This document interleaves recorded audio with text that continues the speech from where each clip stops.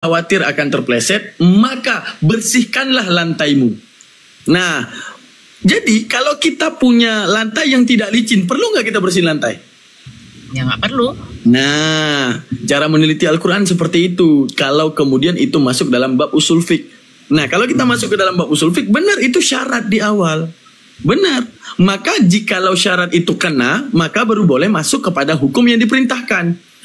Nah, jadi syarat yang dikenakan adalah adil, itu satu. Yang kedua, itu menjadi solusi. Solusi kalau dibuat di situ, ayat berapa itu Bunda? An-Nisa cuma sama 129 kalau nggak salah. Ada 2. Ini kebetulan saya dulu di pondok bagian ini ya. Wah, Nah, bagian apa namanya itu ifta ya, mustambat, tempat keluarnya hukum. Jadi ibaratnya kami dulu di pondok, misalnya Imam Syafi'i, kami nggak boleh langsung setuju sama Imam Syafi'i. Kami bedah dulu Imam Syafi'i ambil dalil dari mana gitu. Nah, jadi setelah kami bedah, wa in khiftum, in itu kalimat syarat. Boleh tanya ke Ustaz Wafi, jangan dengar daman. Wa in khiftun. Nah, dan jika kamu takut tidak dapat berlaku adil terhadap hak-hak perempuan yatim bila mana kamu mengawininya, maka kawinilah wanita-wanita yang lain yang kamu senangi. Sekarang, wanita ataupun di sini adalah anak yatim.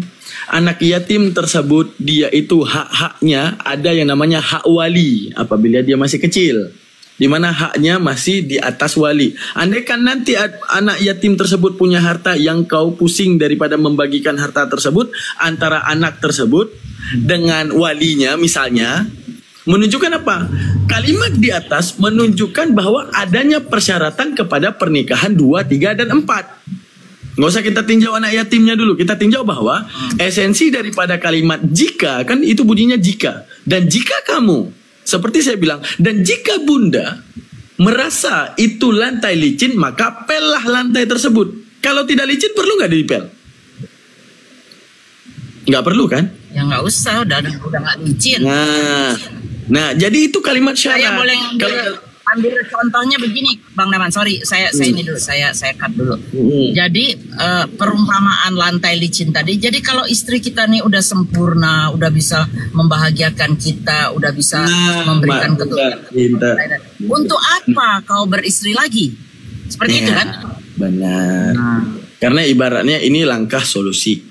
Dan juga begitu banyak hadis-hadis yang menyatakan masalah dhalim. Dhalim itu bisa termasuk dari fisik, bisa termasuk dari hati. Misalnya gini Bunda.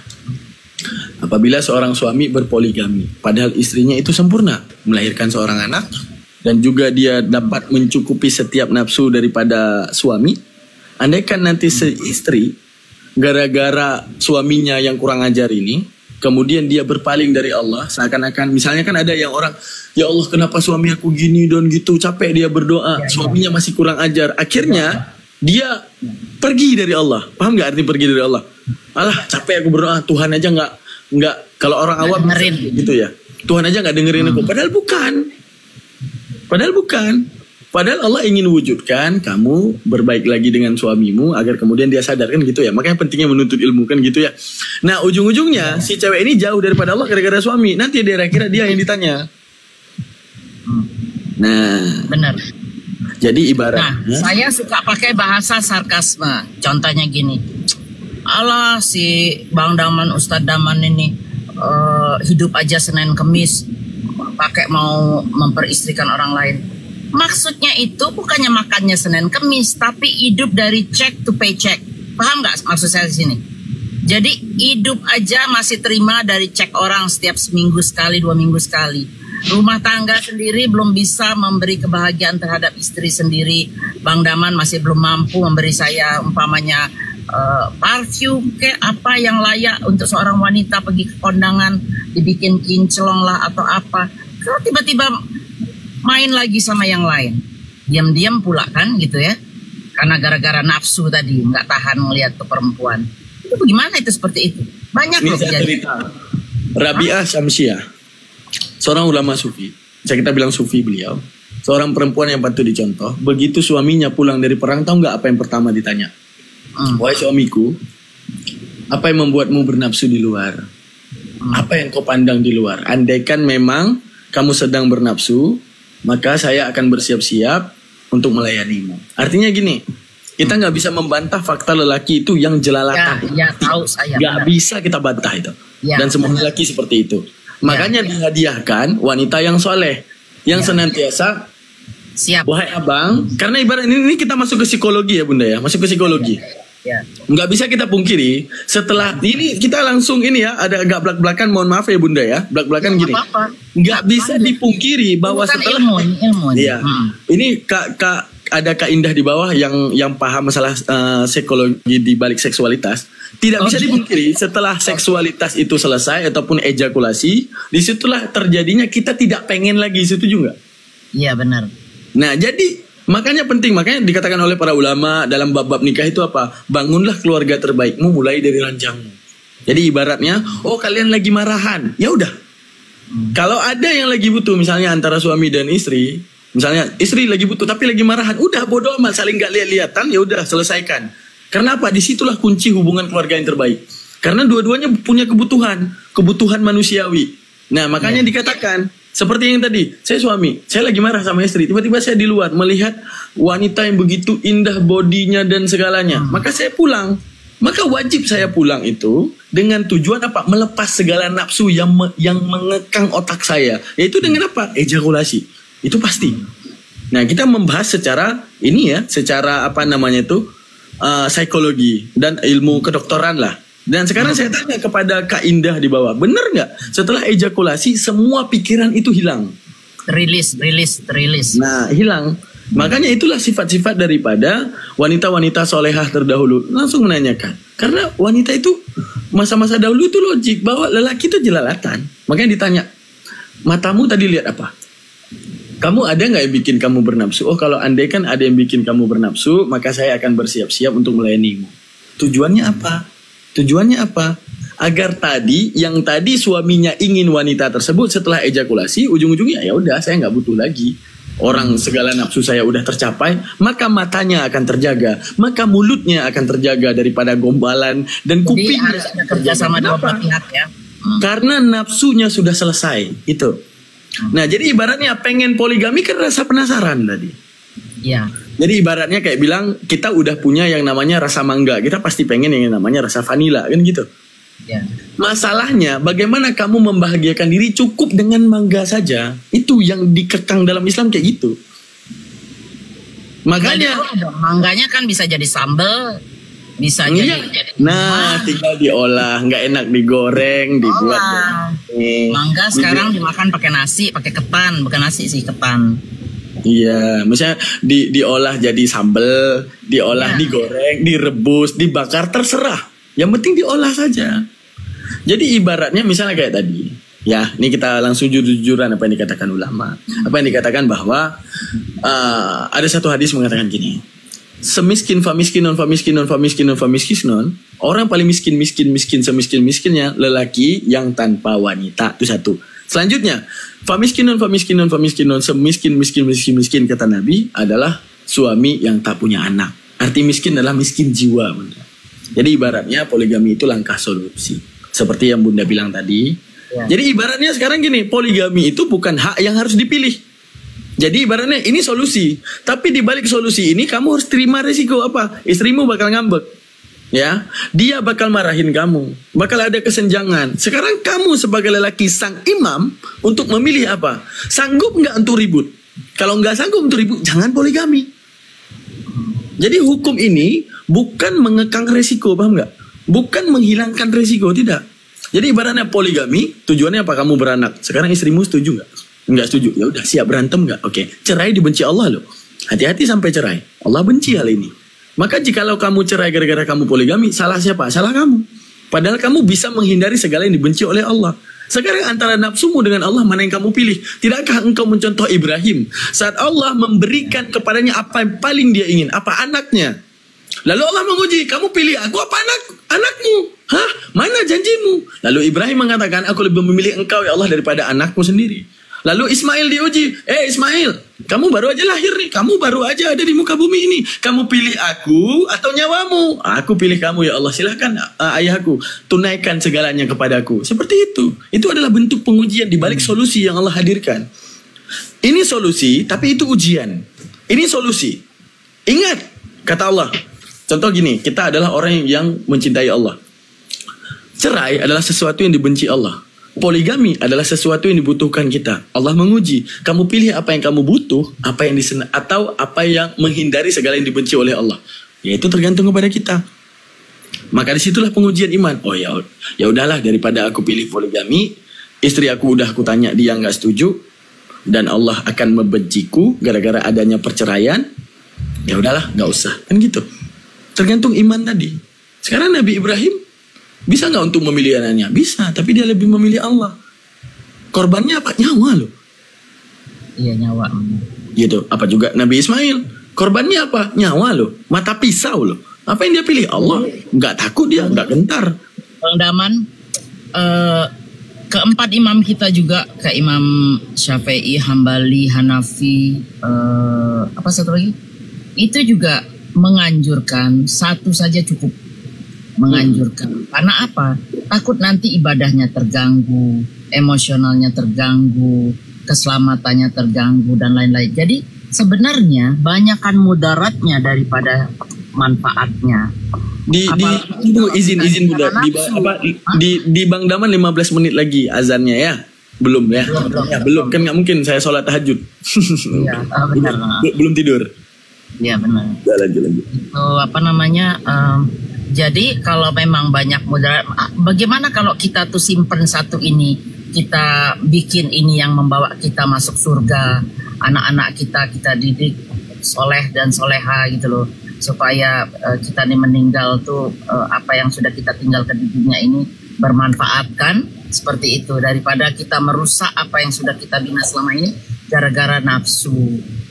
Gitu. Sebenarnya Bunda, kepada poligami ini nggak akan kepikiran lelaki ini, dan kepada si wanita juga nggak akan kepikiran macam-macam untuk segalanya. Syaratnya satu, khauf billah. Kan ada, makanya orang salah di dalam konsep ta'aruf. Ta'aruf itu bukan mengenal sifatnya bagaimana, bukan mengenal dia baik atau enggak, bukan. Sekarang gini Bunda, kita contohin aja. Ria Ricis sama Tengku Rian, kenal Bunda? Siapa? Tengku Rian, tahu kalau nggak salah. Tengku Rian dan Ria Ricis. Bukankah mereka sudah mengenal sama-sama baik lalu menikah? Pertanyaan saya, kebaikan yang dijamin manusia dapat menjamin bersama selamanya nggak? Ya enggak, benar. Enggak, buktinya mereka cerai. Ya. Padahal konsep ta'aruf itu meneliti dia sejauh apa takut sama Allah. Dia juga meneliti kita sejauh apa kita takut sama Allah. Maka jikalau keduanya sama-sama takut, saat mereka nanti bertengkar dan memilih kepada berpisah, mereka tidak akan jadi berpisah karena kembali kepada satu titik temu. Apa titik temu? Khauf billah. Pertama, suami akan mengatakan, ya Allah, ini istri adalah amanah untukku. Maka setiap kekurangannya adalah kesabaran untukku. Demimu ya Allah, aku akan menjaga dia. Lalu kita marah. Saat kita marah, ya Allah, ini amanahmu. Bagaimana aku bisa marah kepada amanahmu? Saat kita mengedepankan yang namanya khauf billah. Selanjutnya si istri, aku nggak mau bikin kopi lah, ngambek sama suami. Ingat dia, ya Allah ini titipanmu, ini amanahmu.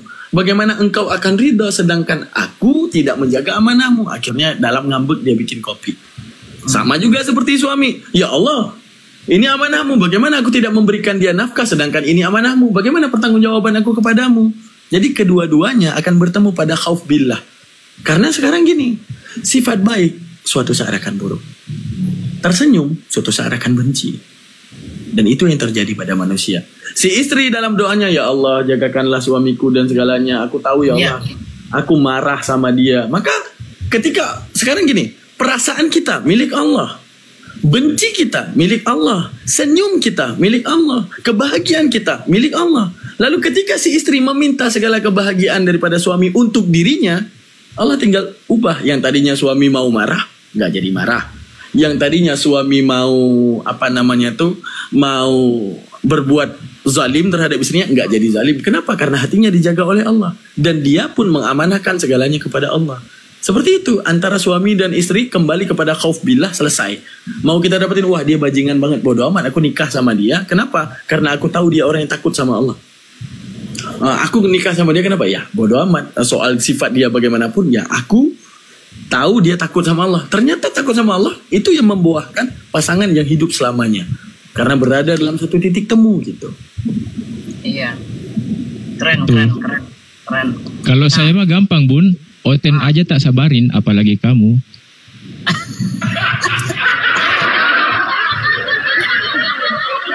Iya, kadang-kadang. Tapi begini Bang Daman ya, terus terang ya.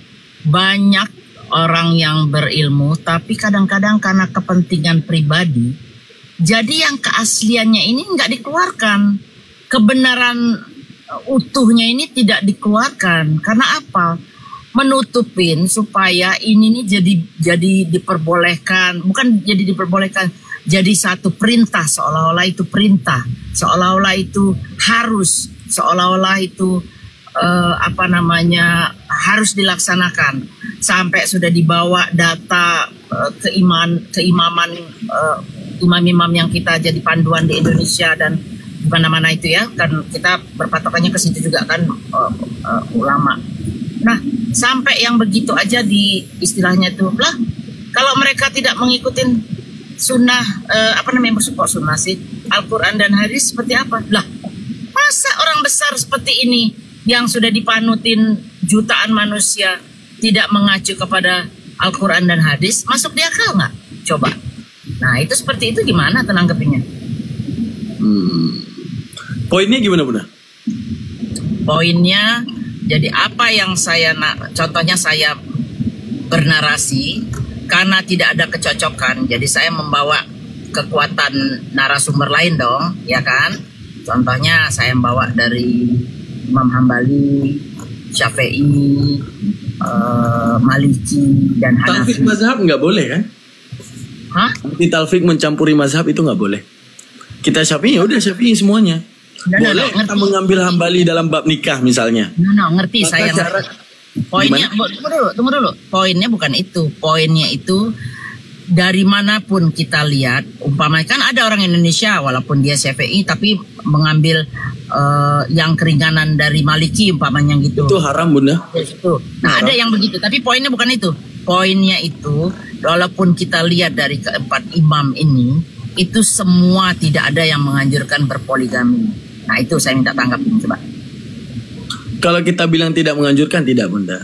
Anjuran poligami ada. Anjurannya dalam hal yang tadi saya bilang, solusi. Dalam hal solusi. Tidak pasti, jangan dibahas lagi kalau soal solusi. Nah, tapi yang namanya wajib itu bukan. Kenapa kalau kita bilang wajib poligami itu bukan? Pertama ya. Kira-kira Bunda, orang yang udah wajib menikah meninggal tanpa istri udah melaksanakan kewajiban belum kira-kira? Kalau sudah menikah, sudah dong, berarti sudah melaksanakan. Bukan, dia bujang, tapi udah wajib menikah. Maksudnya gini, tadi kita bilang apa? Poligami itu wajib. Ya. Berarti satu lebih daripada wajib, ya nggak? Oke, ada seorang pria yang dia tidak sanggup untuk menikah misalnya, ya lagi nyari-nyari, meninggal. Poligami mubah, Bang Naman. Enggak, misalnya. Oke. Kita mengkonotasikan poligami sebagai kewajiban, misalnya. Oke. Nah, misalnya kita konotasikan kepada kewajiban, bagaimana orang yang meninggal tanpa ada istri? Berarti haram dong? Iya. Berarti nggak melaksanakan kewajiban dong dia? Iya. Nah, gitu. Jadi ibaratnya gimana ya? Penelitian hukum itu panjang, Bunda. Jadi ibaratnya penelitian hukum itu daripada para ulama. Bang Daman kalau boleh tahu berapa lama di pondok? 18, Bunda. 18? Iya, Bunda. 18 apa? 18 tahun. Gila, itu mah udah ngelotok. Ya, udah. Saya panggil Ustaz mulai sekarang. Jangan panggil Daman aja udah. Pantes. Udah. Amerika ilmunya apa sih orang Amerika? Nggak bisa. Kalau Bunda lihat, kalau misalnya Bunda panggil Ustadz Daman misalnya. Ya. Malam saya di Rumbang Inspirasi bahas Amsal 2327 nggak cocok lagi nanti. Amsal 2327 bahas masalah lobang, gimana tuh, susah saya nanti. Kalau soal kitab kuning gimana, kitab kuning? Insya Allah. Karena baca kitab kuning. Insya Allah bisa kitab kuning. Saya setiap sore ngajar loh, Bunda, ngajar kitab kuning. Oh, oke. Bagus lah, harus gitu loh. Tapi kan bukan berarti Anda harus membanggakan diri dengan saya orang yang awam ini kan? Untuk apa membanggain diri, Bunda? Udah cocok itu, cocok. Klop ya, inspirasi. Apa itu, Bun? Coba tanya ke Kak Indah dari bawah. Aku layak nggak dipanggil Ustadz dari gaya aku, Kak Indah? Jadi ibaratnya gini, bagi saya punya ilmu bukan karena saya mencari kehormatan, tapi saya cuma tahu Rasulullah bilang saya wajib mencari ilmu, itu saja. Oke. Pas, itu pas banget itu. Semakin tinggi pohon kelapa, semakin banyak angin yang lewatkan. Tuh. Inspirasi ada pasien nih, inspirasi pasien lu, gue udah capek sama Karyana. Tapi nggak tahu ya, Bang Edi monitor Bang Edi. Nggak jelas. Bang Edi. Oh Bang Edi. Ayo, siapa Oten membahas berapa harganya perempuan Kristen Kristen dihargai? Berapa perempuan Kristen dihargai di Kristen? Nah itu aja kali. Atau apa harganya perempuan Kristen? Jangan berbicara perempuan antara Kristen dan Islam. Kenapa? Nanti berbahaya. Iya kan Bang Dalman? Bisa ngajak Daman, aku udah capek tadi malam, agak ada inspirasi lah. Kita tuh kalau ngebahas soal ilmu, apa mau perempuan Kristen mau enggak, saya kadang-kadang ngobrol sama si Bunda Darni, si Nur Mahayati, banyak tuh teman-teman Oten, bertukar pikiran, gak masalah. Iya. Intinya gini Bu Mila, kalau di dalam Kristen perempuan itu disetarakan dengan pria, meskipun dalam beberapa hal tidak itu.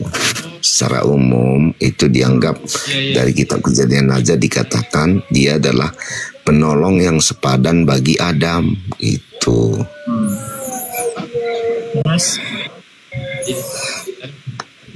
Iya.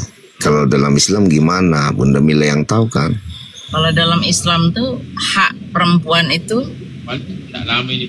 di atas segala-galanya. Waduh, ini Bunda Mila. Iya, silakan. Itu di mana tuh? Di atas segala-galanya hak perempuan. Nah, tuh contohnya begini dalam rumah tangga. Oke? Contoh ya. Nih, si Bang siapa sih yang ngomong nih? Bang Akal ya? Bang Akal siapa? Betul. Oke. Akal. Punya anak perempuan atau saudara perempuan? Ada nggak? Ada. Menikah nih sama si A, nikah sama Paul lah contohnya, sama Paul menikah. Nah dalam pernikahan itu tidak berjalan mulus. Ini ada yang tidur. Oh anak saya Bu. Oh apa ya? Nah itu tidak berjalan mulus. Si laki-lakinya tidak bekerja, abuse itu apa ya? Ini Bang Inspirasi. Temperamen itu Bun. Useless. Main tangan, tidak diperhatikan nafkah lahir batinnya. Nah haknya seorang perempuan Kristen itu apa? Itu yang saya pengen tahu. Kalau Islam saya bisa keluarkan dan nanti dalilnya dibawa sama Ustadz saya, Ustadz Daman. Oh itu wajib itu Bun, mesti harus tahu. Ya. Karena di Kristen itu bukan laki-laki semua kan, ada juga perempuan. Ya itu, jadi haknya wanita Kristen itu apa? Kalau sampai ada perbuatan, kan kita semua ini kan pengen berumah tangga, pengen punya anak. Tiba-tiba nasib kurang bagus, suami kita tuh begitu, pulang mabuk. Ya namanya Kristen kan boleh minum, minumnya kelewatan. Kalau minum cuma sekedar fun mungkin ya oke lah, namanya juga sosialisasi. Tapi minum sampai pulang mabuk, nggak bawa duit, kalah judi, main tangan lagi digampar, pokoknya sampai begitulah. Kayak bunda ya. Sudah mabuk minuman, ditambah lagi judi, masih lagu itu masih ingat nggak? Nah, iya benar. Nah itu gimana? Ayo Bang Akal, kasih saya pencerahan nih, biar saya tahu. Oh begitu. Ustaz. Kan saya orang baru nih. Ya. Pertama ini kalau di dalam kekristenan kan diwajibkan tuh, saya lupa ayatnya ya. Tapi kalau tadi ada apa bisa saya cari, bahwa wanita lelaki itu harus menghormati istri. Itu. Tapi memang di dalam kekristenan tidak dibenarkan perceraian. Betul. Jadi itu situasinya kan wanita menderita. Ya kan, wanita menderita. Jadi lelaki sebenarnya tidak melakukan kewajibannya sebagai seorang suami, kan gitu, karena dia tidak menghormati istrinya. Jadi ya saya juga tidak menyarankan bercerai, tapi kalau menurut saya ya dia berhak menghindar selama dia dirugikan. Tapi memang tidak disarankan untuk bercerai gitu. Sampai berapa lama menghindarnya itu? Ya sampai dia merasa tidak dirugikan. Kalau selamanya merugikan? Ya selamanya menghindar. Terus kebutuhan saya rohani jasmani siapa yang menuhin kalau kayak gitu? Kalau soal itu kan sama-sama tidak terpenuhi itu. Kalau soal rohaninya sang laki-laki juga kan tidak terpenuhi. No, itu kan salah dia. Kita jangan melihat pihak laki-lakinya, pihak perempuannya ini apa yang dilakukan. Saya masih muda, umur baru 26 tahun. Ya, tiba-tiba kawin, nikah, apes, dapat yang seperti itu. Nah, untuk melanjutkan kehidupan saya sebagai wanita muda yang masih kepingin semua, itu bagaimana? Di Kristen tuh apa? Tanggapannya, solusinya di Kristen tuh apa? Ya. Ada nggak solusi? Ada setiap persoalan itu kan pasti ada solusi. Di Bible ya, menurut Kristen ini ya, bukan menurut dunia ya, menurut Kristen. Saya jawab juga menurut Islam. Sebenarnya kalau solusinya menurut Kristen gini, itu kan seorang musuh aja dikasihi, betul kan? Karena dikatakan kasihilah musuhmu, kan gitu. Itu musuh ya. Kalau didampar pipi kanan, kasih pipi kiri. Jadi artinya jangan bawa ke sana, fokus. Iya, Anda kan meminta jawabannya lewat Alkitab, betul nggak? Itu nanti juga dibantah juga itu soal itu. Sekarang kita fokus aja dulu, apa solusinya? Susah bener sih, langsung dong. Ini ayatnya sekian Bunda Mila, jawabannya seperti ini. Ayo solusinya seperti apa? Saya pengen tahu. Soalnya teman saya banyak nih yang Kristen yang minta cerai nggak bisa cerai, laki nggak kasih makan, dia yang jadi kuli di rumah, anak juga nggak di ini. Nah itu gimana tuh? Biar saya ngasih tahu sama mereka. Lo begini, udah lo tinggalin aja atau apa solusinya dalam Kristen coba? Ya solusinya menghindar aja. Perceraian tidak dianjurkan. Itu. Jadi kalau seumur hidup nggak bisa balik, seumur hidup saya harus menjanda, harus menafkahi diri sendiri. Terus masalah batin, sama siapa saya harus melakukannya? Seksualnya ini sama orang di jalan. Gini. Kalau dalam kekristenan gini, seorang laki-laki juga pasti mempunyai kebutuhan itu. Jadi ketika laki-laki berzina dengan perempuan lain, maka sang perempuan berhak mengajukan perceraian. Jadi nunggu zina dulu? Ya kalau laki-lakinya juga setia, masakan Anda tidak setia? Masalahnya nggak setia Bang, berarti nunggu zina dulu ya? Nunggu zina dulu berarti kan? Ya, kalau ini ceritanya. Ini ceritanya, ini si istri sama suami, ini emang bandel dua-duanya. Arti bandel emang bebal. Udah arti bebal bisa kita bilang dalam keluarga emang udah nggak baik.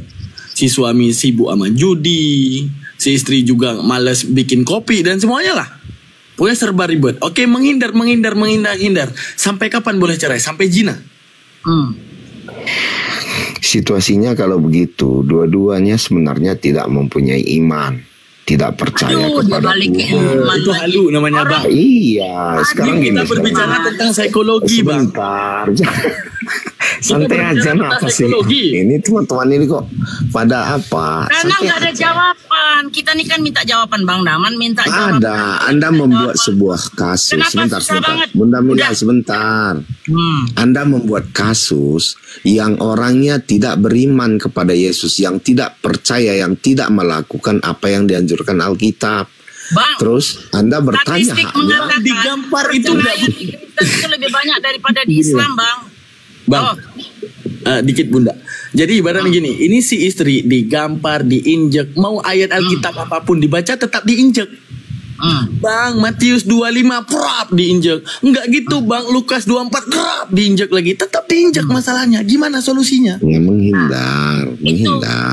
Yang menghindar dikejar diinjek lagi sekalipun kita buah Matius. Gimana Bang, itu cerita Bang aja yang kayak gitu. Bukan, jadi seumur hidup digantung nih ceritanya. Tunggu Bang Daman. Seumur hidup digantung nih si perempuan. Tidak bisa ngapa-ngapain. Si lelaki juga pasti akan menikah kalau Jangan bawa menghindar si laki-laki, perempuan. hei. Saya nanya solusi perempuan di Kristen. Bagaimana solusinya? Kalau Anda nggak tahu, jawab, maaf Bunda Mila, saya tidak tahu. Nanti saya tanyakan sama pendeta. Lebih bagus begitu daripada mereka-reka sendiri. Nah, Anda pengen tahu solusinya di Islam? Sebentar Bunda Mila. Sejauh pengetahuan saya dalam Alkitab itu tidak dibolehkan perceraian kecuali karena perzinahan. Kan sudah jelas itu. Itu udah benar. Jadi tidak ada solusi kalau kondisi seperti tadi.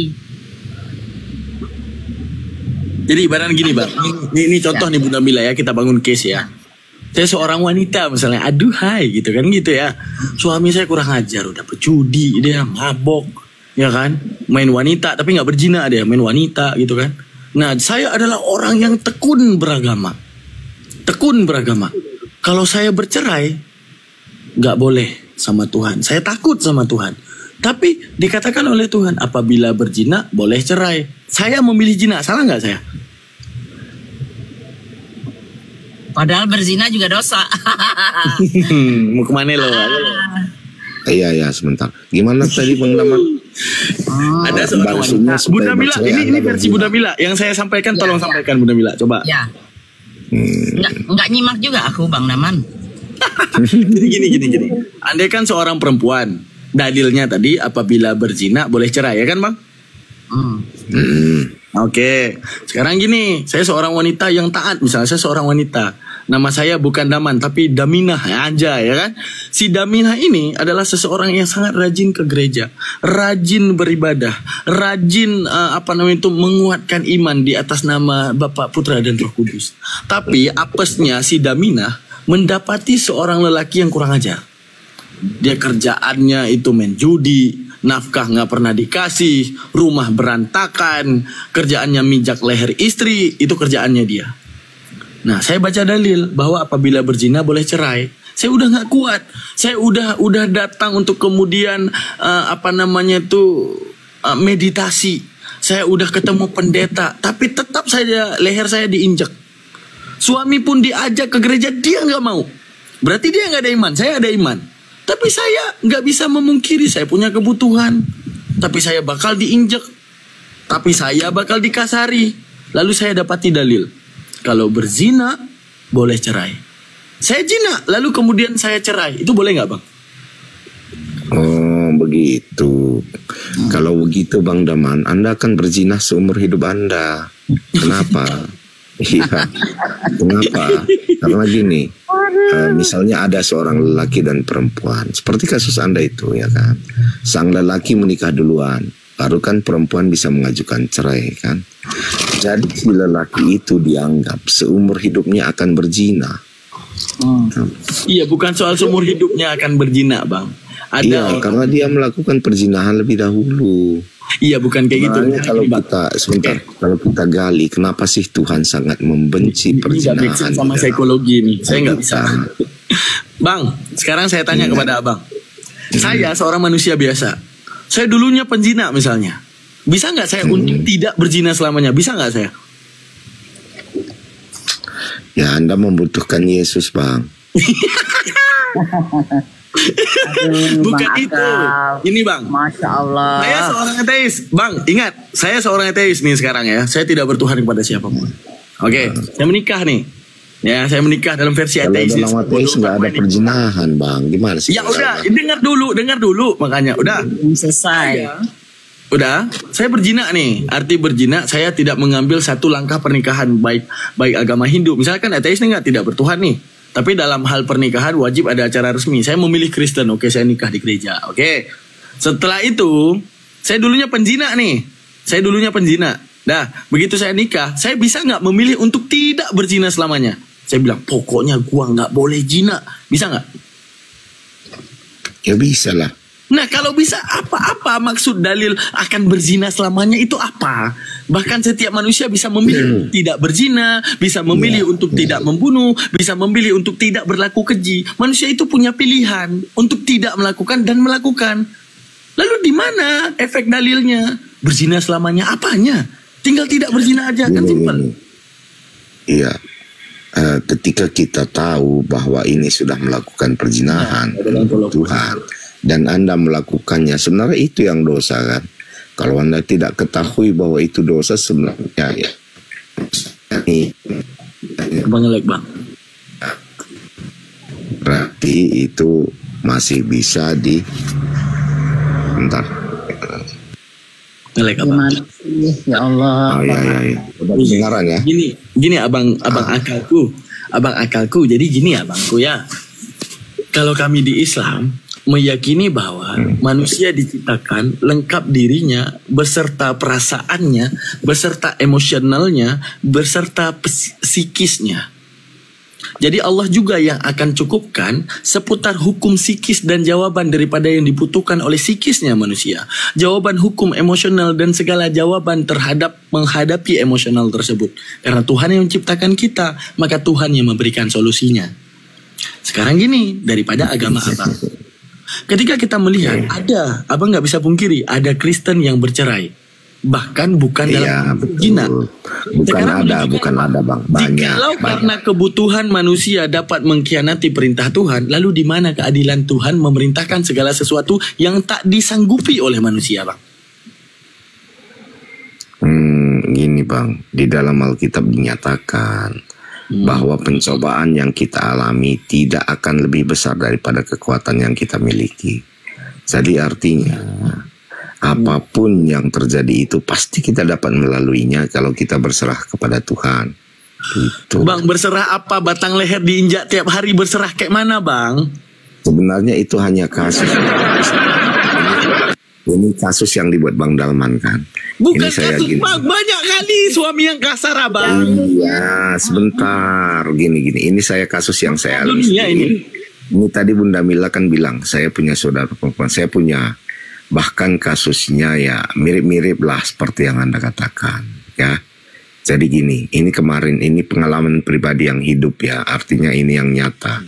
Jadi ketika itu saya panggil. Kasih langsung gambar aja lah.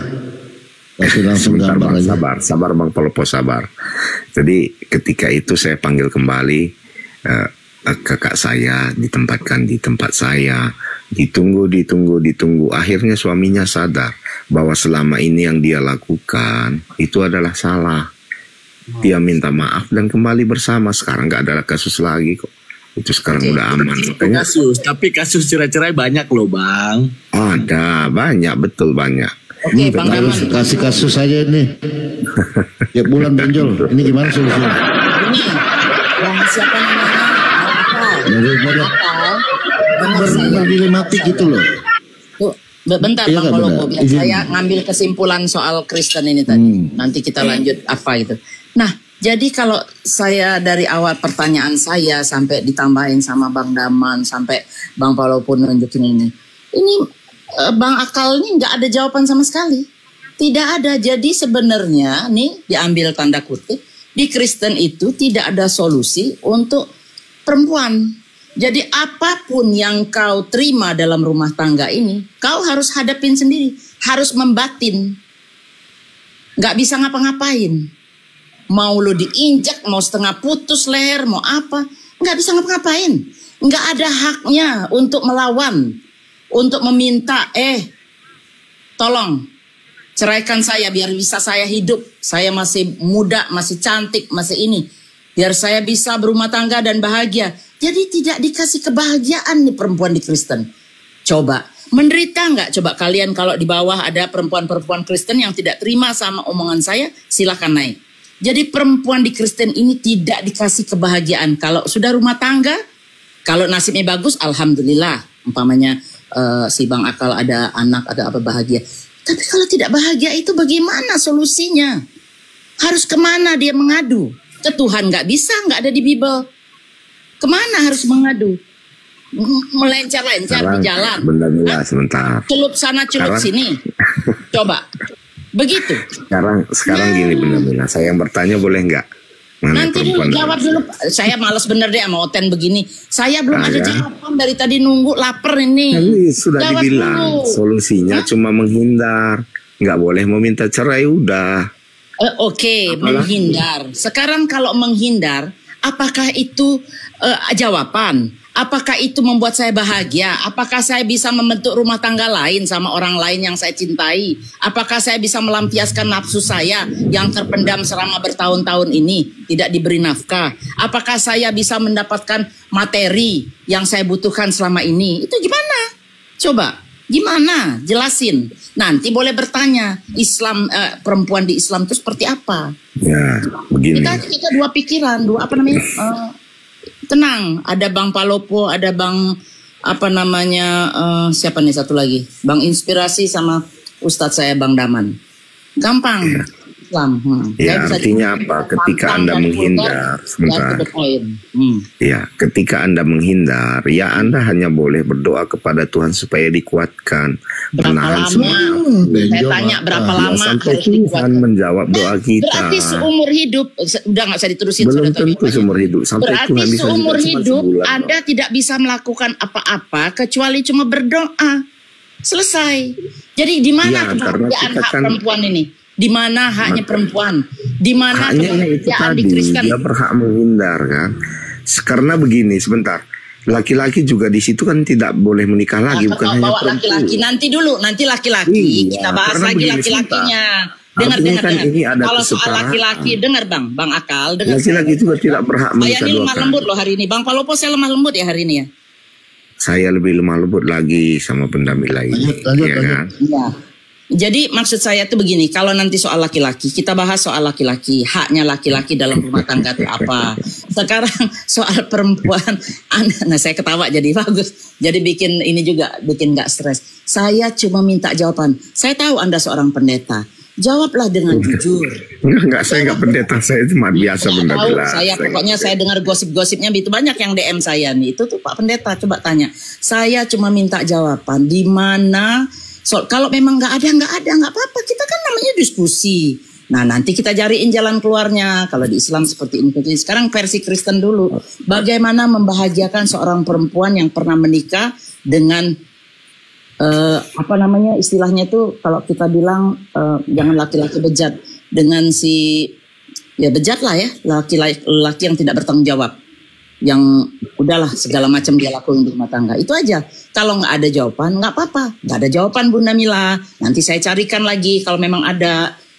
Itu jujur namanya. Kalau begini namanya muter sana muter sini bawa laki-laki. Nanti babnya laki-laki itu lain. Banyak yang nunggu. Ada Bang Palopo, ada ini. Nah, nanti urusannya lain. Perempuan dulu nih sekarang. Karena kebenaran tadi waktu si Bang Akal masuk, saya sama Bang Daman lagi membahas soal perempuan di Islam. Itu yang kita lagi bahas tadi. Udah masuk. Nah, kalau nggak ada jawaban nggak apa-apa Bang. Saya tuh orangnya nggak pernah menekan, nggak pernah memaksa. Nggak apa-apa, cari aja dulu nanti kapan-kapan bisa dijawab. Benar nggak Bang Daman? Benar. Ya kalau memang udah mentoknya di situ mau gimana lagi Bun? Coba Bang Haji. Nggak apa-apa. Ya. Jujur dengan dalil Pak Akal. Kristen itu laki-laki ya gitu dan perempuan. Putus-putus Bang. Perempuan itu tidak boleh mengajar. Pertama, sabar Bang. Perempuan itu tidak boleh mengajar. Tidak boleh. Cek. Halo. Terlalu kencang kali. Ini ehonya turunin dikit deh coba. Oke, jadi gini, nanti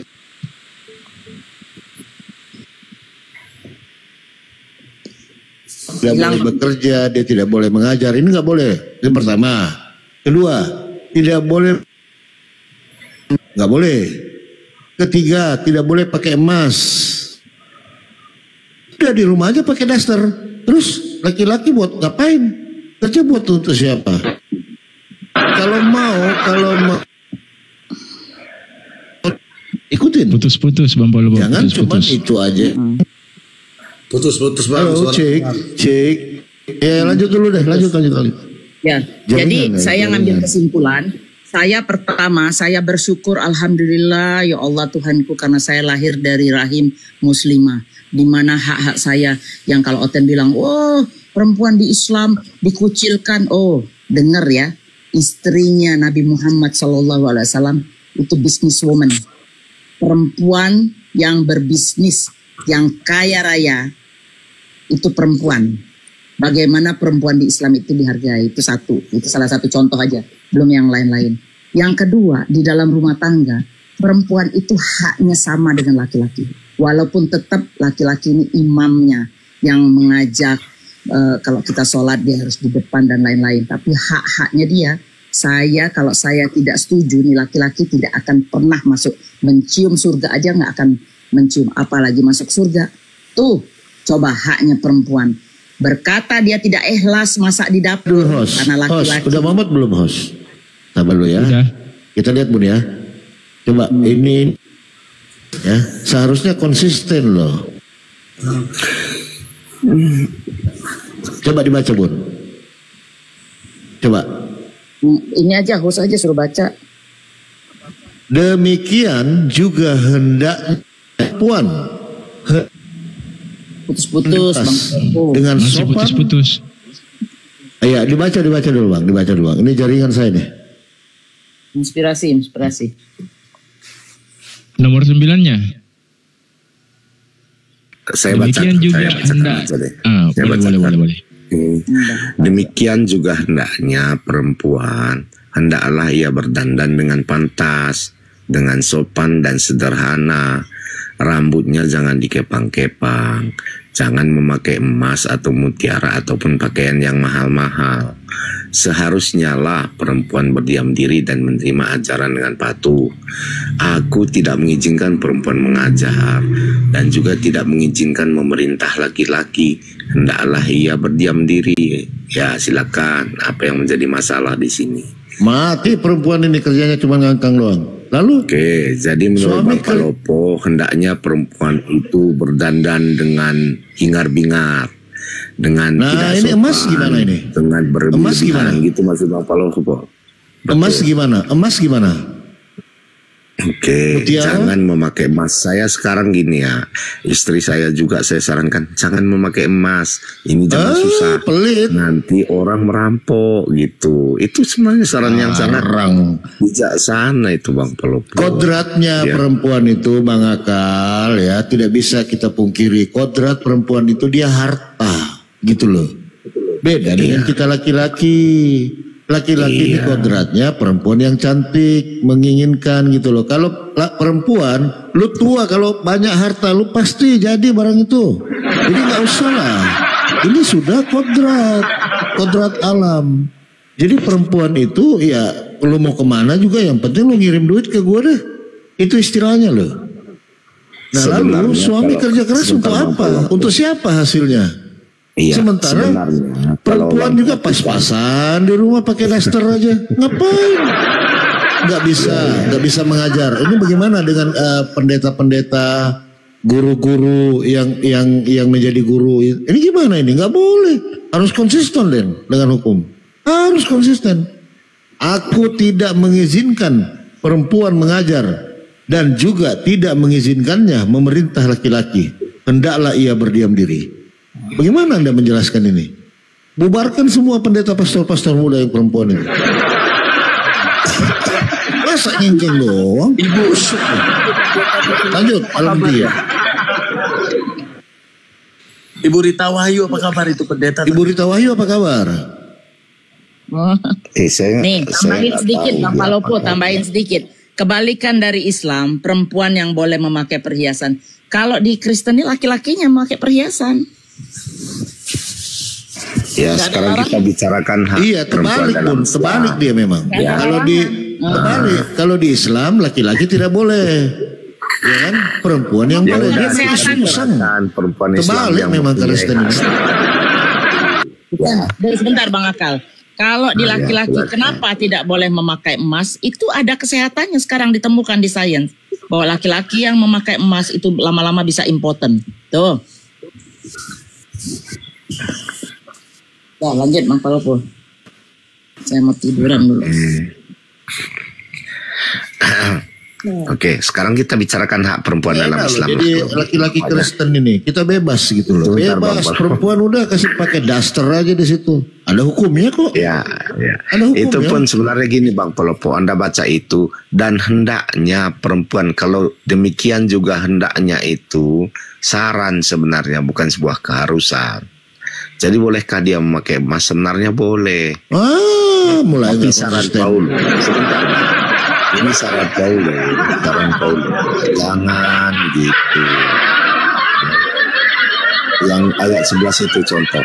Seharusnya lah, kalau seharusnya lah, itu bukan sebuah hal yang harus gitu. Kenapa dibuat seharusnya? Harusnya kan dibuat harus perempuan itu harus berdiam diri kan. Seperti itu kalau memang itu sebuah keputusan 12-nya yang gimana? 12-nya gimana? Mau lari kemana 12? Ya itu Paulus mengatakan aku tidak mengizinkan perempuan mengajar. Itu kan pendapat Paulus ya. Paulus ada Timotius. Sebentar, sabar. Saya ambil conclusion. Saya mau tanya, Bang Akal berarti bukan pengikut Paulus. Bukan begitu, itu saran Paulus kepada sebentar itu saran Paulus kepada jemaat Timotius saat itu. Kita tidak tahu situasi apa yang ada di dalam jemaat saat itu. Mungkin banyak perempuan yang berusaha menjadi pemimpin dan tidak menghormati laki-laki lagi. Makanya Paulus mengadakan seperti itu. Mungkin banyak perempuan yang berpakaian berlebih-lebihan pada waktu itu, memakai perhiasan yang berlebih-lebihan. Jadi Paulus mempunyai saran seperti itu. Namanya assuming. Gak bisa begitu. Kok gak bisa sih? Makanya mengeksegesis itu harus memahami latar belakang budaya, apapun situasi tadi itu. Nggak ada. Kalau Al-Quran itu tidak terpengaruh oleh budaya, adat istiadat dan lain-lain. Tidak ada. Ya bolehlah kalau Al-Quran. Ini kan kita bicara Alkitab. Terlalu munafik sebenarnya ajaran Kristen. Terlalu munafik. Ya. Betul Bang. Betul. Sekarang saya bertanya lah masalah perempuan dalam Islam boleh nggak? Coba di 12-nya ini. Aku tidak mengizinkan loh. Ini Paulus loh. Itu saya Bang, bahwa itu di bawah ya. Anjuran Bang, itu bunyinya bukan anjuran. Aku tidak mengizinkan. Misalnya kita ngomong sama anak, nak, bapak nggak izinin kamu main ke rumah dia. Oh bapak aku berarti lagi anjurin aku. Jadi aku suatu saat main nggak apa-apa. Nggak ada Bang, nggak boleh. Itu artinya tidak boleh ayat 12. Gimana sih? Iya, Paulus mengatakan seperti itu. Tapi situasi jemaat Timotius saat itu kita kan tidak tahu, Bang. Kenapa Paulus berkata seperti itu pada jemaat Timotius? Kan gitu. Mungkin di situ berarti posisi untuk sekarang kita nggak kawan sama Paulus ya? Gimana? Nggak, posisi untuk umat sekarang berarti nggak kawan sama Paulus ya? Nggak kawan dia ya? Slack ya. Kok selek lagi? Gimana sih? Ya gimana? Abang bilang untuk jamaat saat itu. Untuk sekarang berarti jamaatnya udah gak kawan sama Paulus gitu. Bukan gak kawan. Itu kan untuk ya jemaat. Kalau kawan berarti mereka mengikuti dalil nomor 12. Kalau enggak. Betul. Ini kawan apa enggak nih? Gimana nih? Ma Paulus kawan apa enggak nih ceritanya? Kawan gak ada istilah kawan. Tidak diizinkan. Lanjut dong belum. Bu Heriati di bawah banyak loh emasnya. Banyak emasnya. Nggak boleh Bu Heriati. Kasih suami aja pergi mabuk sana. Nggak boleh. Jadi perempuan di Kristen itu tadi saya ulang lagi. Nggak usah berlebihan lah. Jadi suami nggak apa-apa suami pakai emas ya. Nggak apa-apa. Iya, suami istri pakai imitasi aja. Nggak apa-apa belikan imitasi. Gitu loh. Benar gak Bu? Kalau soal pakaian, baju dan lain-lain diatur nggak tuh di Bible? Ini demikian juga hendaknya perempuan hendaklah ia berdandan dan dengan pantas. Tapi memang gini ya teman-temannya. Apakah sarannya itu baik atau enggak menurut teman-teman? Ya tanya Paulus lah. Oke. Ya Bismillah, menurut Anda saran Paulus dalam hal ada beberapa item ada yang baik. Tapi diikutin nggak sama perempuan Kristen? Saya taunya kalau mereka ke gereja itu Antara rok sama underwear itu balapan itu. Bagaimana tuh? Belum atasnya itu. Antara isinya sama bungkusnya itu balapan juga. Nah, jadi pengaturannya di mana? Kalau di Islam itu jelas ada aturannya, diikutin. Paling enggak menghargai waktu mereka ke masjid, walaupun nanti di luar ada yang buka lagi ya. Tapi paling enggak kalau di masjid itu tidak ada berani yang seperti itu. Nah, itu di Kristen gimana tuh? Sekarang kita bicarakan begini. Itu kalau perempuan Islam gini, Bunda Mila sanggup enggak seandainya ya suami Anda menikah lagi dan menempatkan Anda di satu rumah dengan wanita yang dinikahinya kemudian, sanggup nggak seperti itu? Alasannya apa dulu? Kan ada alasan. Jangan ngelihat cuma kulitnya doang. Ada alasannya. Saya ini siapa? Saya ini orang yang udah perfect, yang bisa semuanya. Itu nggak dianjurkan di Islam. Makanya Anda harus mengetahui isi Al-Quran. Kan baru kita bahas tadi. Ada alasan suami itu menikah lagi. Iya, boleh nggak suami Anda menikah lagi kalau sekarang dia pengen itu? Tergantung situasi. Ada dalil-dalilnya yang membolehkan dan tidak membolehkan. Yang membolehkan itu gimana? Yang tidak membolehkan gimana? Yang membolehkan itu gimana? Contoh nih, nanti dilengkapin oleh guru-guru saya ya.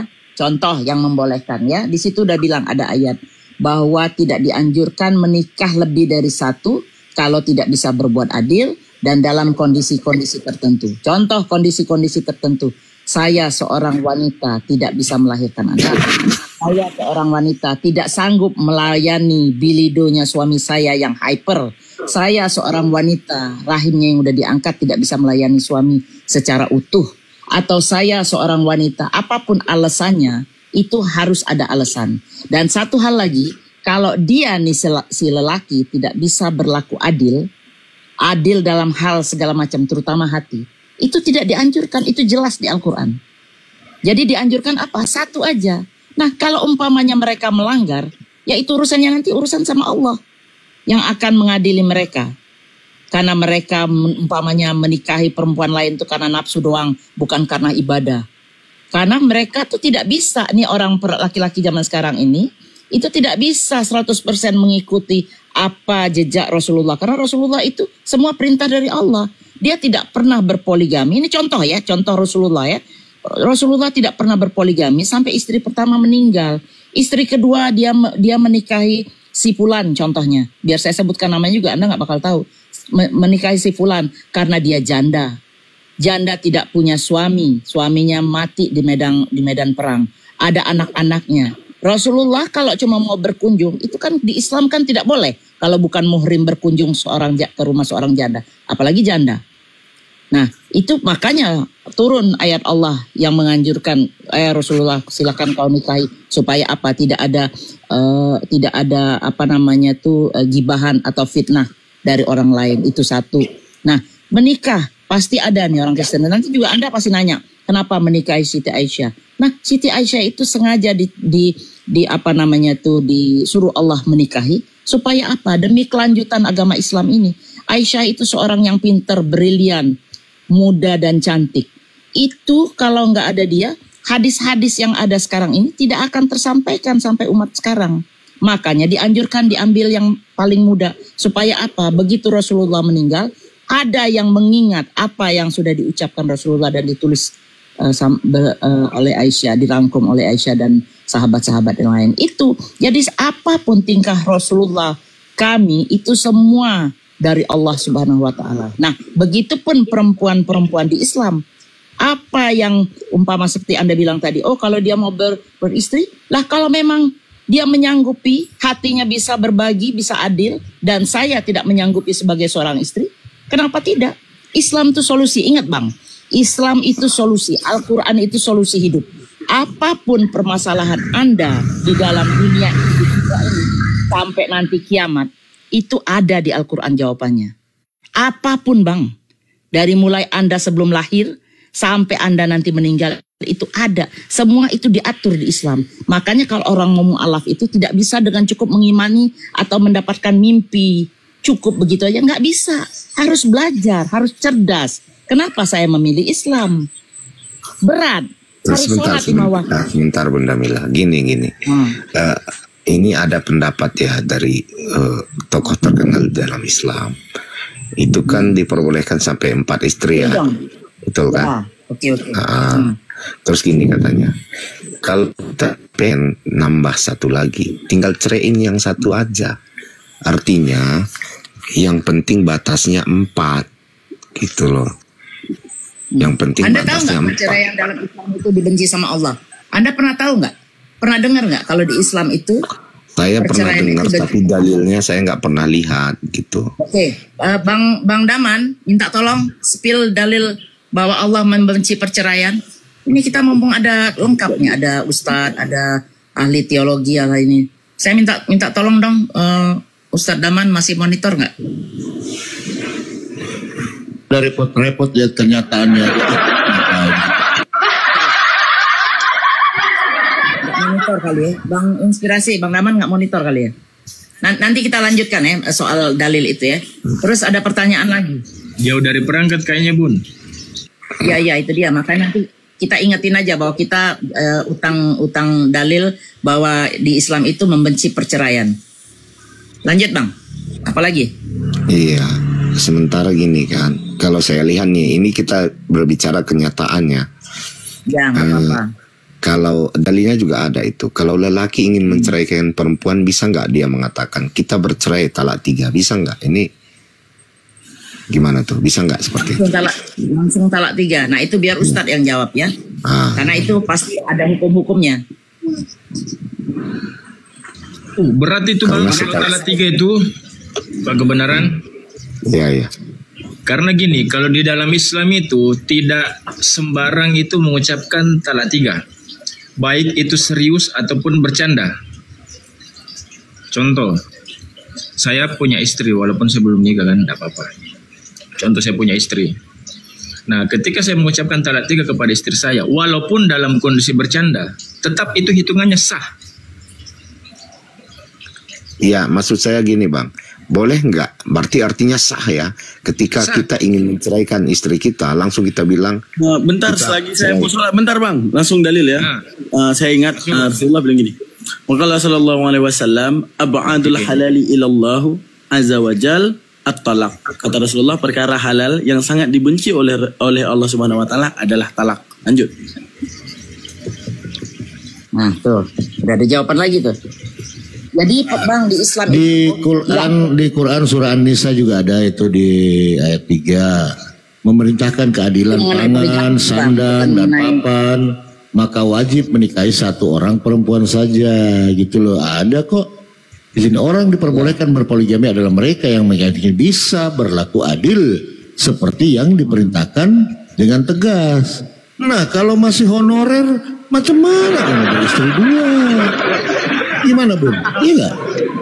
Benar. Nah terus. Honorer. Masih Bang honorer. Beliin saya keren dong. Saya keren.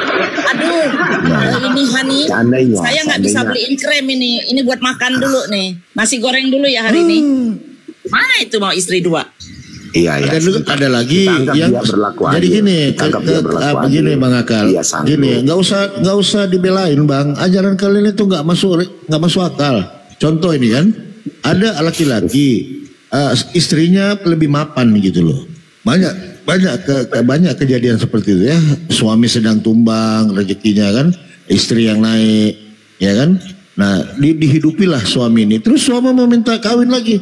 Usah dilempar panci aja lu, udah numpang hidup sama gue, lu mau kawin lagi. Lempar panci. Kita yang real aja ngomong Pak Akal, jadi nggak usah terlalu inilah ya. Begitu. Iya. Kalau di Kristen itu kan gini, sebenarnya laki-laki nggak boleh beristri 2 dan perempuan juga nggak boleh bersuami lebih dari 1 kan gitu kan. Artinya kan keadilan itu adil ya. Bukan kecuali tadi laki-lakinya boleh beristri 2, perempuan nggak boleh meminta cerai. Itu namanya nggak ada solusi gitu. Ya, sementara di Islam ada boleh nggak perempuan seandainya gini, perempuan ini dihidupi, dibuat adil, tapi lelakinya menikah lagi lebih dari 1 kali, yaitu sampai 3 kali nih.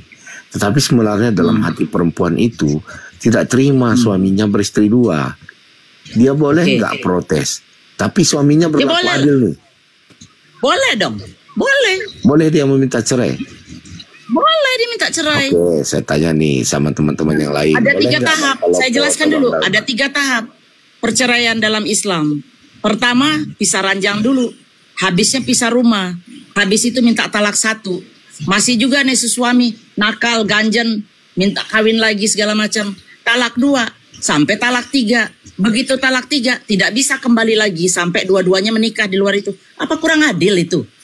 Apa kurang sebagai seorang perempuan di Islam? Ya, Aduh, kita bang, tanya nih. bang mau diputar Bang Palopo, kemana? Bang Mau Dalman. diputar kemana? Inspirasi. Ini teman. Putarlah kemana? Iya. Kita tanya Bunda Mela. Ini kan ada Ustadz di sini ya, Dalman maupun Bang Palopo maupun Bang Inspirasi nih. Kita tanya, boleh nggak perempuan meminta cerai kalau sang laki-laki kawin lagi tetapi berlaku adil? Boleh nggak? Adilnya itu seperti apa? Tunggu dulu, saya tanya. Ya adil, kita Adilnya anggap seperti apa? adil. Jangan bertanya adilnya adil. Dia akan menafkahi Anda Karena lahir dan Allah sudah batin. bilang bahwa manusia itu tidak bisa adil. Ah, Makanya kan, kalau berarti tidak menceraikan- bisa dong. Kalau berpoligami, tunggu dulu. Makanya kalau mempoligami itu ada kondisi. Berarti si perempuannya ini tidak bisa memenuhi segala macam hasrat dari suami, termasuk keturunan dan lain-lain. Itu boleh diperistri atau 2. Dan istrinya menganjurkan, silakan bang, saya nggak bisa memberi keturunan nih. Itu kejadian di keluarga saya. Banyak kok Istrinya merelakan dan setuju. Jadi nggak ada alasan mau diputar-putar kemana, tetap aja perempuan di Islam itu ada hak. Dah, itu aja. Iya, seperti kasus yang saya bilang tadi gini. Perempuannya sebenarnya tidak mau. Dia boleh melahirkan nih. Dia bisa punya anak. Udah malah udah punya anak pun ya. Dan suami pengen menikah Kalau dia lagi. tidak setuju, dengar saya. Kalau dia tidak setuju suaminya mau nikah lagi, dia minta cerai. Kita cerai gampang Saya nih, kok. saya tidak setuju nih suami saya. Contoh nih suami saya. Saya tidak setuju sama suami saya mau ini. Karena saya anggap saya bisa cari duit, saya energik, saya bisa memenuhi semuanya. Anak saya juga lucu-lucu. Bersih, Terus rapi, dia ya masih kan? tetap. Tapi dia masih tetap pengen main perempuan luar. Saya ngajuin gugat dong. Ceraiin gue. Saya sudah benar-benar nggak suka sama dia. Udah langsung aja talak 3. Gue nggak mau balik lagi sama lo. Tuh. Tapi kalau saya masih ada rasa-rasa cinta, oke, tolong talak gue. Talak 1 turun. Pisah rumah. Karena kalau udah pisah begitu, kita tidak boleh lagi satu rumah. Pisah rumah. Hukumnya kan haram. Dianggap nanti zina mata dan lain-lain. Melihat karena saya mungkin tidak berkerudung di rumah atau apa-apa. Udah pisah. Tapi begitu suatu saat kepengen rindu lagi, dia ngajak balikan lagi, masih bisa dicoba lagi. Begitu lagi, mau kawin lagi yang ketiga, minta ngajuin lagi talak kedua, sampai talak ketiga. Kurang apa bang? Di Islam itu solusi, saya udah bilang, solusi. Kalau Kristen modal Apa yang congong. ditanya lagi? Modal congong. Nggak usah nanya Ustadz, yang begituan Nggak mah ilmu sesuai saya fakta, sehari-hari. Bu. Nggak sesuai Semua fakta. perempuan, sebentar Bang Pablo, semua perempuan di Islam ini mengerti hal bab seperti ini karena dia harus belajar. Nggak usah nanya Ustadz, nanya Bang Pablo pun, nanya saya aja. Nanti dalil di Al-Qurannya apa-apa, nah baru nanya mereka yang lebih Ya, pintar. karena saya baca dalam Al-Quran gini ya, bahwa lelaki itu Ayat berapa? beristri 2, Ayat 3 berapa? atau 4, bolehlah katanya. Nah, itu kan ngambilnya begitu doang kan? Surat berapa? An-Nisa ayat 3. Udah dibacakan tadi Bun. Dia ngambil ujungnya aja Bang Polopo. Boleh menikah 1, 2, 3, 4. Dia nggak baca dari awal. Dan nggak baca sampai akhir. Inilah kesalahannya Kristen. Kalau ngambil Iya, saya kan bilang tadi gini Bunda Mila, Hmm. dia berlaku adil. Bang, adil itu bukan dari suaminya, dari istrinya. Istrinya merasa adil nggak? Dia sama istrinya yang lain. Bukan gitu di Al-Quran. Gimana sih Anda Mau ini? baca di Al-Qurannya apa? Baca utuh, keluarin ayat. Misalnya gini, saya buatkan contoh dulu. Tadi kan Anda bangun kasus di kekristenannya. Sekarang saya bangun kasus di Islam nih. Dengarkan. Gini, suaminya kaya, ya kan? Istrinya cantik, sudah mempunyai anak, ya kan? Dan dia menyanggupi semua kebutuhan istrinya, lahir maupun batin. Tiba-tiba suaminya menikah lagi dengan perempuan lain yang juga cantik, oke? Tetapi dia tidak melupakan kewajiban kepada istri pertama. Kalau memang 3 hari dia di rumah istri pertama, maka 3 hari dia rumah istri kedua. Semua kebutuhan dipenuhi seadil-adilnya. boleh nggak Anda, tetapi perempuan yang pertama ini sebenarnya nggak rela suaminya dibagi. Boleh nggak dia mengajukan perceraian kalau suaminya masih adil, berbuat adil seperti itu? Boleh. Oke. Boleh. Boleh. Kenapa Boleh. Gampang kok. Berarti nggak mengikuti perintah Allah, iya kan? Kalau orang nggak mau, longor. Iya, di mana boleh mengajukan perceraian? Di mana ada dalil yang kau bawa tadi itu? Itu kan kau mengeksegesis. Yang di situ untuk laki-laki. Mengeksegesis lagi gimana sih? Jadi jangan, kalau di Islam akal kita tidak bisa bawa pola pemikiran Kristen ke Islam. Karena Islam itu berdasarkan dalil. Kalau Kristen berdasarkan suka-suka. Nah, yang dimaksud dengan Anissa tadi itu untuk jangan dulu. Itu kepada laki-laki. Jadi kalau kamu tidak mampu jangan satu aja, karena Allah itu membenci perceraian. Nah, letak keadilan itu di mana? Dilihat lagi. Ya, di mana Allah itu membenci perceraian. Bukan cuman kebutuhan. Kan tadi saya udah baca dalilnya, Allahu Akbar. Enggak masuk dia, Bang. Enggak masuk gitu loh. Keadilan itu belum tentu. Gini. Kalau ada anak nanti akhirnya kan ini kan gini akal. Dengarkan. Berarti perempuan kan nggak boleh mengajukan perceraian, gimana sih? Dengarkan dulu gitu loh. Ya, silakan. Ada. Keadilan itu bukan cuma kebutuhan jasmani, rohani. Nanti kan perkembangan anak bagaimana, ya kan? Itu kan harus dipikirkan semua. Bagaimana dengan sanksi-sanksi sosial terhadap anak-anak. Itu kan yang harus kita pikirkan. Bagaimana perasaan anak kalau ditanya, bapakmu kemana? Ke istri keduanya. Ini sebagai laki-laki kita harus memikirkan ke situ. Gitu loh. Tapi kalau tidak ada, seumpama tidak ada anak, tidak ada apa, mau ngapain lagi? Istri menyanggupi silakan, mampu silakan, gampang kok. Ini dalilnya ya Bang ya, ini dalilnya nih. Ya, perkara halal yang sangat dibenci adalah talak.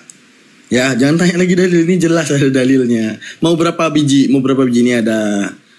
Nah, bahwa bercerai itu mengedarkan aras. Ada, dalilnya ada. Bukan kami bacot doang gitu.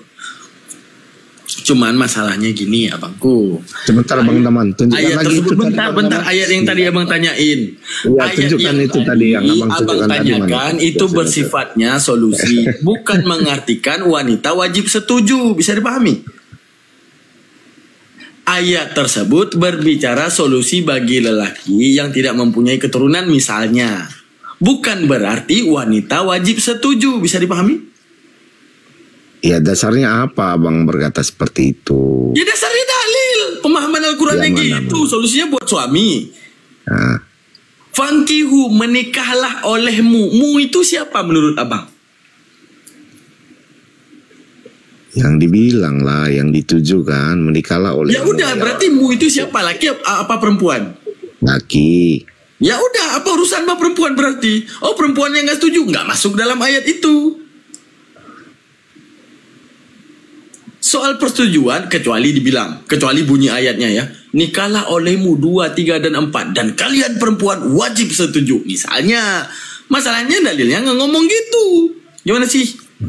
Oke. Tapi gini ya, ini kita lihat dalam kenyataannya. Ini kan interpretasi terhadap apa yang kita bacakan gitu, yang Anda sampaikan. Tapi dalam kenyataan banyak kasus kan. Sebenarnya saya lihat nih. Ya itu Indonesia, main ke Arab Saudi deh Bang. Main ke Madinah, main ke Arab. Sesekali main lah biar tahu gimana tentramnya mereka hidup dengan istri. Kita di Indonesia Bang, kita lihat di Indonesia dong. Masa kita bicara Arab kita di Indonesia? Iya, masalahnya yang di Arab Saudi manusia juga abang, bukan kita doang. Mereka manusia juga. Gimana sih? Iya bang, kita tengoknya kasus di Indonesia. Iya, mereka juga manusia masalahnya, sama kayak kita. Astagfirullah. Iya, tapi kalau di Indonesia saya lihat begini ya, banyak sekali nih.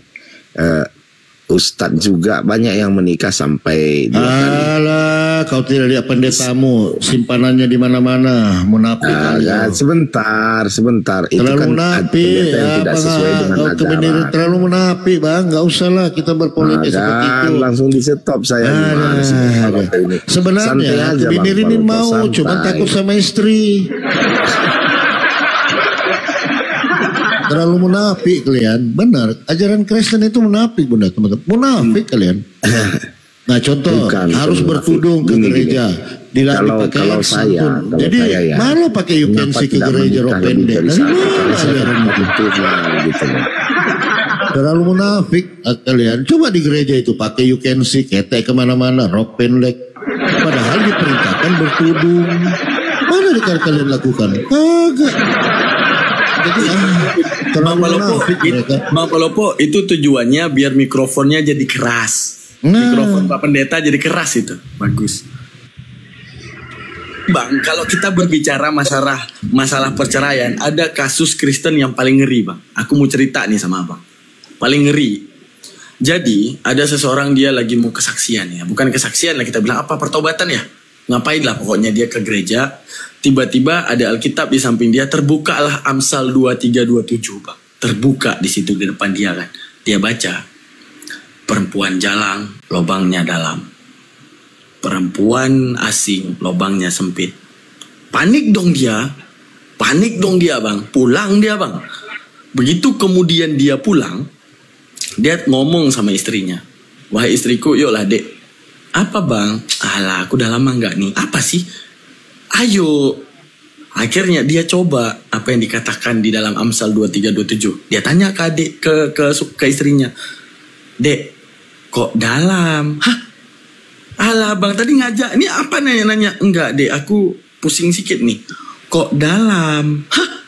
Maksud Abang apa?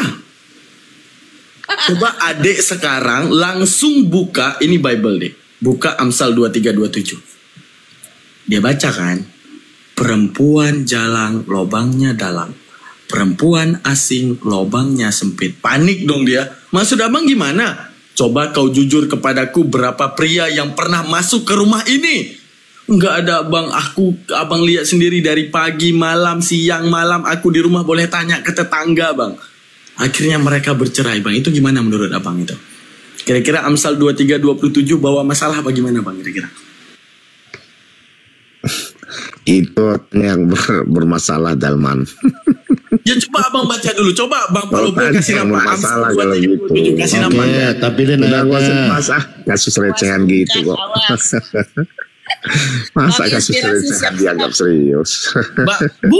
Mana ada bercanda di situ depannya 23:27, baca 28-nya. Itu ya udah itu kasus recehan, Bang. Kalau ada orang Kristen yang seperti itu, namanya itu nggak pakai. Berarti Tuhannya bohong nih. Tuhannya bohong nih. Tuhannya bohong nih. Itu nggak, kasusnya nggak apa tuh. Tuhan yang menciptakan manusia paling tahu tingkat lubang hidung manusia, lubang kuping manusia, pasti udah tahu. Tuhan bilang perempuan jalang, lubangnya dalam. Perempuan asing, lubangnya sempit. Akhirnya dia panik sama istrinya. Kenapa? Lubangnya dalam tiba-tiba, Bang. Itu gimana, Bang? Apanya gimana? Itu ya, itu kasus remehan sebenarnya. Ini ya? Kalau itu sih kasus seperti itu. Itu bikin biasa itu. Tapi maksud saya gini loh. Itu apa, Bang, kira-kira? Maksud ayat itu apa? Yaudah, aku dengar dari Abang. Ini lubang bola. Nanti kita baca lagi lah, Bang.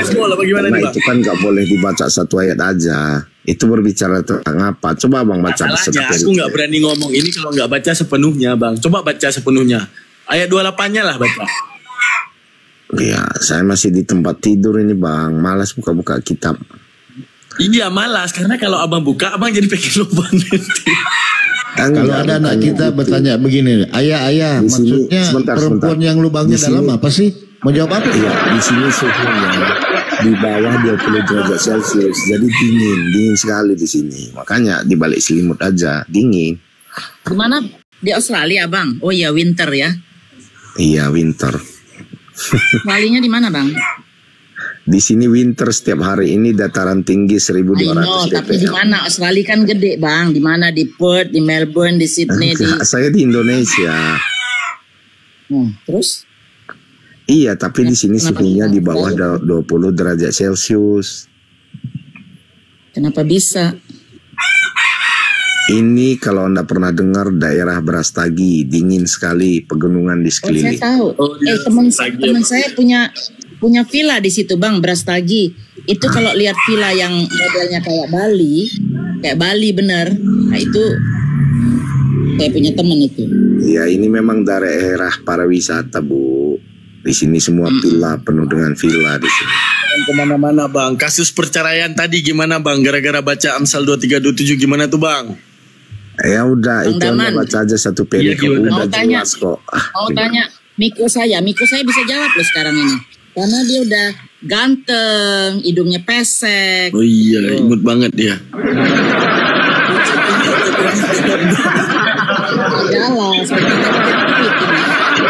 Tapi jujur aja nih, Bang Dalman istrinya berapa Bang Dalman? Apa? Bang Dalman ini istrinya berapa? Udah nikah belum? Belum. Jadi saya sering membahas nikah tapi belum nikah Bang. Yang tadi dulu Bang, gimana tuh? Lubang yang mana Tuhan senangi? Anjay. Lubang yang dalam atau yang sempit? Ada janda lubangnya dalam.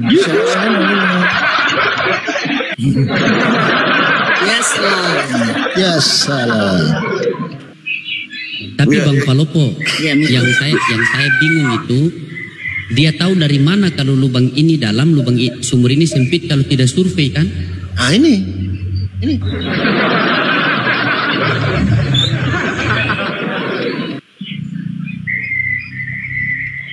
Sebenarnya kalau teman-teman baca ya, itu hanya sebuah perumpamaan. Iya, tapi perumpamaan kan harus dengan detail Bang. Masalahnya begini, dia tahu dari mana kalau lubang ini dalam, ya itu ini perumpamaan. Sempit. Gimana dibilang itu adalah? Berarti dia pernah coba. Anda tahu nggak siapa penulis kitab Amsal? Anda tahu nggak penulis kitab Amsal itu siapa? Ya enggak tahu apa juga untungnya itu ditulis di kitab suci. Iya, makanya kita kitab itu ada seperti itu. Gini Bang, di dalam Alkitab itu bukan kitab yang kalau Quran itu kan langsung diperkatakan Jibril dicatat kan gitu, bukan. Kalau Alkitab itu makanya enggak. Itu Bang, saya baca kitab ini Bang dari Kejadian sampai Wahyu itu bukan iman yang naik, burung yang naik Bang. Ya, itu tergantung pemikiran Anda sih. Kalau Anda pikirkan ke arah negatifnya ya seperti itu.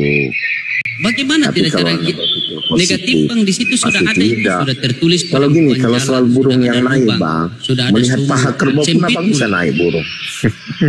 Mana begitu Bang? Bahkan itu masih sebagian loh. Siapa? Bang Akal. Kalau di Amerika itu di daerah Utah itu kan mayoritas tuh denom Mormon, pernah dengar ya? Itu Bible tuh dilarang dibaca anak-anak. Iya, terus kenapa Bunda Mila kalau dilarang? Nah, berarti nggak benar dong isinya kalau anak-anak nggak boleh baca. Al-Quran justru diajarkan dari anak-anak sampai diajarin suruh menghafal dan lain-lain. Tapi sayangnya gini loh. Namanya juga kitab suci kan. Semalam ya saya lihat tuh. Ini kesalahan teman-teman kadang mengajarkan sesuatu kebencian itu kepada anak-anak. Saya punya VT-nya nih semalam kan, saya melihat live. Siapa tuh kalau kenal Bang Faruk ya, Faruk. Dia memerintahkan anak itu memanggil Oten, membuat kebencian di hati anak-anak itu terhadap orang Kristen. Sebenarnya itu saya nggak suka loh. Makanya semalam saya rekam layar. Emang kasar ya kalau Oten ya? Emang kasar Bang, maaf saya nggak tahu nih. Emang kalau panggil Oten, kalau orang dewasa itu kan bukannya singkatan dari orang Kristen. Tetapi kalau itu diajarkan untuk anak-anak, itu sebenarnya sudah menjustis bahwa kita berbeda dengan yang lain. Sebenarnya jangan mengambil kesimpulan begitu lah. Kalau kita bilang itu kesimpulannya salah. Itu cuma mempersingkat aja.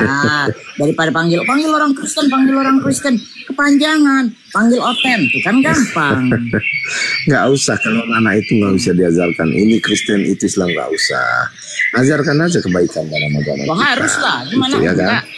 Anak saya harus ajarkan. Ini Kristen, ini Islam, ajarannya seperti ini.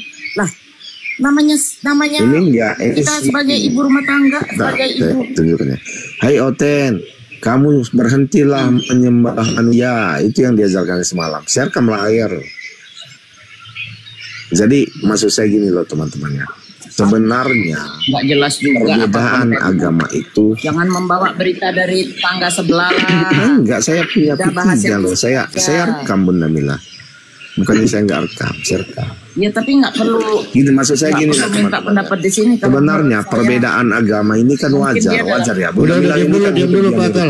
Omong kosong aja cerita. Mana ada kami mau ngajarkan anak-anak begitu panggil orang oten. Oke, sebentar saya tunjukkan, boleh? Udah, diam dulu, diam dulu. Diam dulu, diam, diam. Kembali ke topik saja bang, masalah Balik ke topik perlubangan aja. itu, selesaikan dulu lubang itu bang.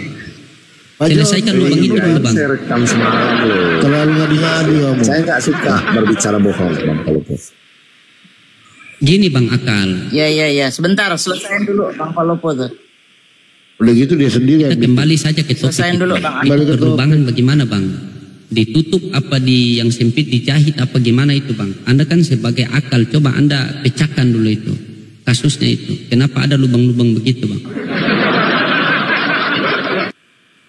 Enggak, yang saya bayangkan begini, Bunda Pastor Lodi. Kalau anak-anak kita nanya gitu loh, ayah maksudnya apa sih ini? Lubangnya yang dalam gitu kok. Mau jawab apa gitu? Nah itu bang. Makanya Bang Palopo, saya kan tadi bilang kalau di sini sebenarnya di sini itu kebebasan berpendapat dan lain-lain.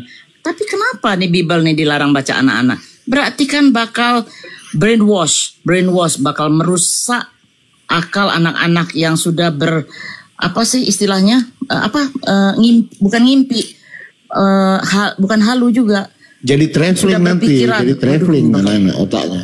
Nah itu Begini makanya teman-teman, dilarang. Al-Quran saya pikir itu kan begitu. karena Anda nggak ajarkan beserta artinya kepada anak-anak. Coba Fokus diajarkan. dulu ke lubang bang. Oke, Oh, diajarkan, Al-Ahzab Bang. 51, Saya bilang nggak Al-Ahzab diajarkan. 51. Fokus dulu coba. ke lubang bang. Al-Ahzab Fokus 51 dulu ke lubang itu. Kalau Kita Anda tutup lubangnya artikan, dulu, baru kita ke diterangkan Al-Quran kepada bang. anak-anak. Gimana Anda menerangkan itu coba? Fokus dulu ke lubang bang, gampang itu. Iya, Al-Quran. makanya ini Fokus kita dulu ke masalah lubang itu. nih. Al-Ahzab Iya, 51 itu kan masuk juga ke lubang. masalah seperti itu. Coba Anda terangkan Iya. gimana maksudnya? Kalau Anda terangkan kepada Itu anak-anak. lubang itu gimana bang? Kalau Kan? jalan berlubang kan ditimbun biar tidak berlubang. Tapi kalau lubang di Bible ini bagaimana kadang bang? memang melihat Alkitab itu cepat dia, tapi melihat Al-Quran lambat. Tidak, selesaikan dulu perlubangan ini bang, baru kita maju sedikit. Masalahnya begini bang, di situ kan ada karena perempuan jalan adalah lubang yang dalam dan perempuan asing adalah sumur yang sempit. Dari mana dia bisa tahu perempuan jalan itu lubang yang dalam dan perempuan asing itu lubang yang sempit bang? Kalau tidak turun survei, coba jelaskan itu dulu bang. Jangan dulu loncat kemana-mana bang. Gak pernah ada Ustaz, ada Pak Pendeta Palopo ini juga pemahaman Al-Quran luar biasa bang. Fokus dulu ke lubang bang, jangan sampai kita jatuh ke lubang itu kan berbahaya bang. Itu dulu selesaikan bang. Gimana ini lubang? Siapa namanya? Ya bun.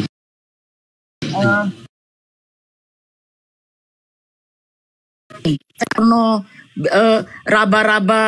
raba-raba dadamu, apalagi itu yang Heskel, Iya, Heskel itu nggak ada. Ini cuma memberitahu bahwa Nabi Muhammad itu boleh menggauli siapa yang kau kehendaki dengan cara menikah. Nah, termasuk itu para istrimu. Iya, itu. Disebutkan istri Mbak Ticeng. Mereka makanya Amsal 7:18 marilah kita memuaskan birehe kan. Nah, itu jadi tidak ada itu. Nah, itu yang dilarang itu Bang, yang dilarang itu. Kalau di Al-Qur'an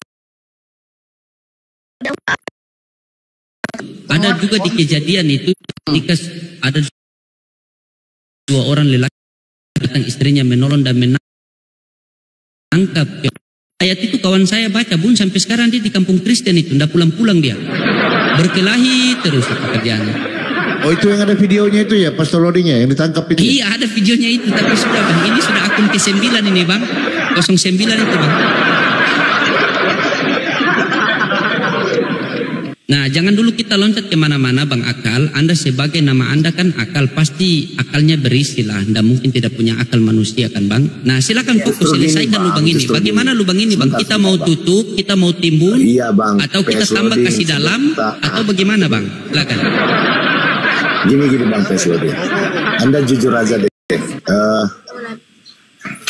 Kalau, aduh ini kok. Ya. Gini.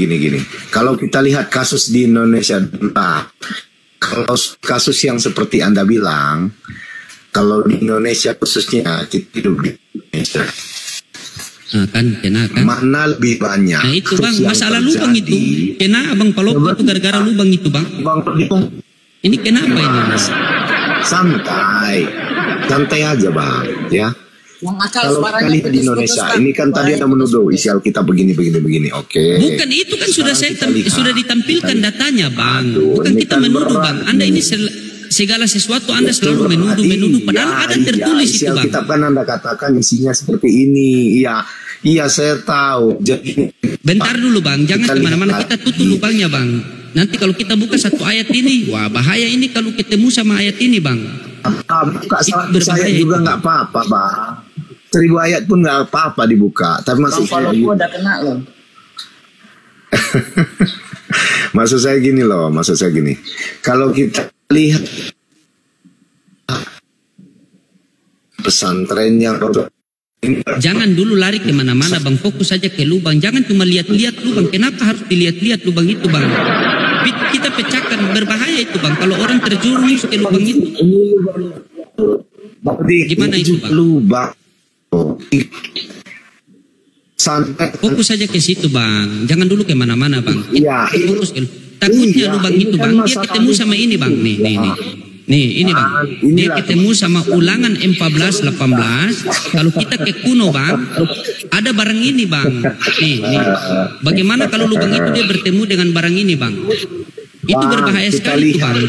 Nah, ini apa kita suci atau apa ini bang? Kalau dia bertemu sama barang ini, bagaimana kalau lubang tadi bertemu sama barang ini? Makanya kita selesaikan dulu perlubangan itu bang. Kan? Ini sudah pas ini. Makanya kenapa saya menyimpulkan ketika kita baca Bible itu bukan iman yang naik, burung yang naik bang. Coba Anda jelaskan dulu kenapa ada barang-barang seperti ini bang. Coba.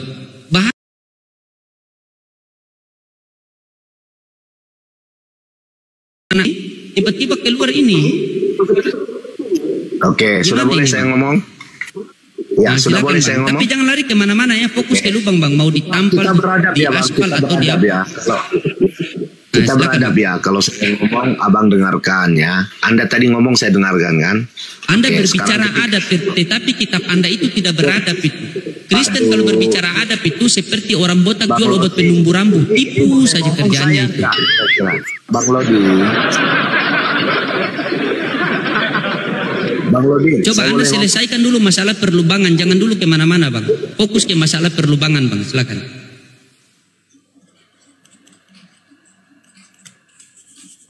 Nah, turun dia. Kenapa?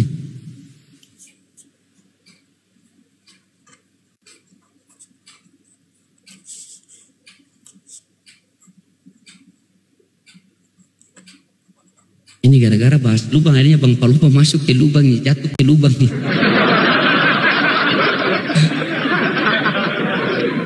Kena. Ayo pendeta naik lagi.